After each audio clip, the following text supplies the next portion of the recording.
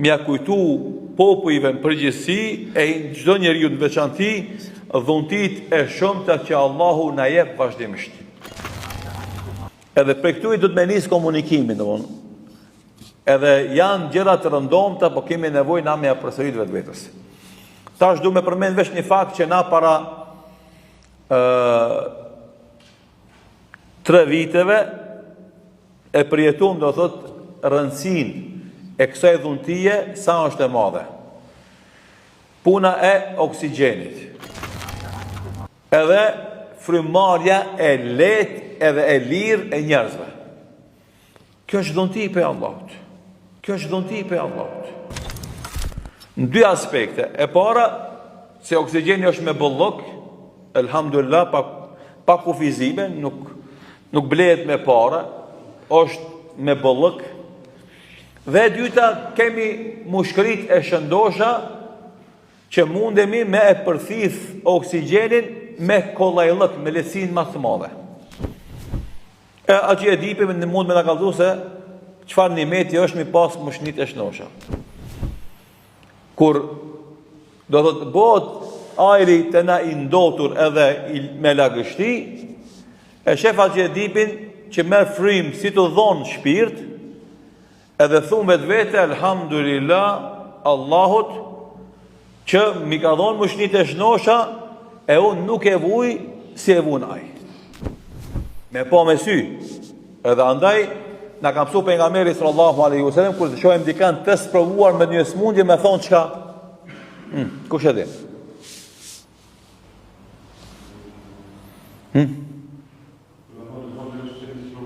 Alhamdulillah alladhi afana mimma ibtalahu wa faddalana ala kathirin mimman khalaqahu tafdila.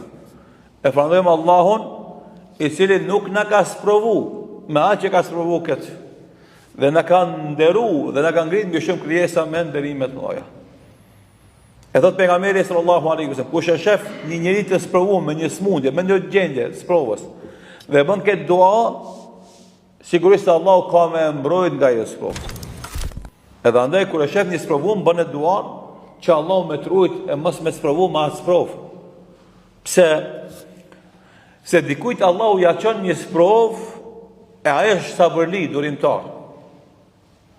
Edhe ai fiton për asaj sprove. Po njëjtën sprovë me ta çu ti ndoshta nuk e ke njëjtën sabër. E kjo sprovë bëhet edhe sprovë më e madhe për ty në momentin që s'ke sabër ka asaj sprove. Ishte sprovë në shëndet, me mungesën e sabrit u bë sprovë në çka? Në iman. E me sprovu Allahun pasuni, e me sprovu Allahun shëndet, e me sprovu Allahun familje, këtë janë të ronda, ama janë shumë më të lehta se me sprovu Allahun në iman. Edhe andaj mos kërko sprovë për Zotit. Po kur ta shef që ka sprovu, as mos e përqesh, as mos e tall, po thuaj elhamdulillah Allahu që s'm ka sprovu mua ma që të ka sprovu ty. E normalisht Allahu është i gjithdijshëm dhe është i urtë. Kur e sprovon dikë me një sprovë për një prej 2 arsyeve, ose e din se ka iman edhe sabër, e sprovon edhe kjo nuk ja dridh imanin atij, nuk ja lëkund durimin atij, edhe e sprovon edhe ai normalisht fiton pjesë e sprovës. Ose tjetrin e sprovon se e din se ai ka gjunahe, e ka nevojë domodin me lapi gjunave, ja çon një sprovë me lapi gjunave, që me qenë më i lehtë Allahu xhelal pe gjunave dhe më i rënd me sevap. Ose nuk është as i pari as i dyti, Allahu na ruaj, është i treti që ai e meriton si ndëshkim për të që në dynja, Allahu me edenu me sprova, e pastaj me vazhdu me sprova e tjera edhe më të mëdha në ahiret. Allah na ruaj.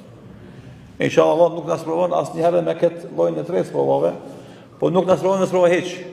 E nëse na vijnë sprovat, inshallah na bën durimtar e na nxjerr faqebardh për këtyre sprovave. Andaj, kemi nevojë na shpesh me i kujtu mirësitë e Allahut xhelal, dhuntit e tij. E përmenda si shembull oksigjeni, edhe mushknit. Që këtë për çdo ditë na, domethënë bëjmë me qindra mijë herë frymëmarrje. Marrin frymë edhe shën frymë. E me thonë sa herë mori frim, me thonë elhamdulillah, sa herë du të me thonë elhamdulillah. Shumë.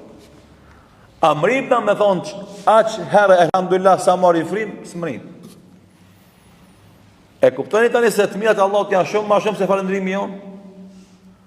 Edhe andaj na kemi nevojë këtë folim me njerëzit vazhdimisht t'u kujtojmë atyve të mirat e Zotit që na kanë dhënë gjithëve.